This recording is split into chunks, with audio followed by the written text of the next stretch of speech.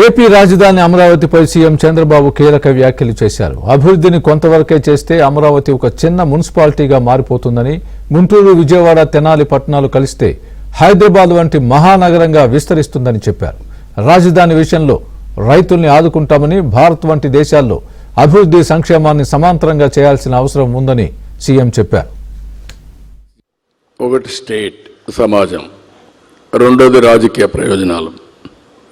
భారతదేశంలో సంక్షేమం, అభివృద్ధి పేర్లగా తీసుకుపోవాల్సిన అవసరం ఉంది. ఒకదాన్ని వదిలిపెడితే ఇంకోటి చేయలేం. అందుకే నేను ఆలోచించింది సూపర్ 6 చెప్పాం.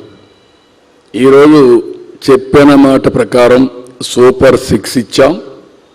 అభివృద్ధి కోసం వినూత్నంగా ఆలోచించాం. అందుకే క్యాపిటల్ ఎక్స్పెండిచర్ తగ్గలేదు, క్యాపిటల్ ఎక్స్పెండిచర్ పెంచాం. రెండు సమాంతరంగా తీసుకుపోతూ సమర్థత పెంచి ఎక్కడికక్కడ లాస్ట్ ఇయర్ 12%, ఈసారి 12% ప్లస్ తీసుకురావడానికి మేము 17 అనుకుంటున్నాం. కనీసం 13-14% తీసుకొస్తాం.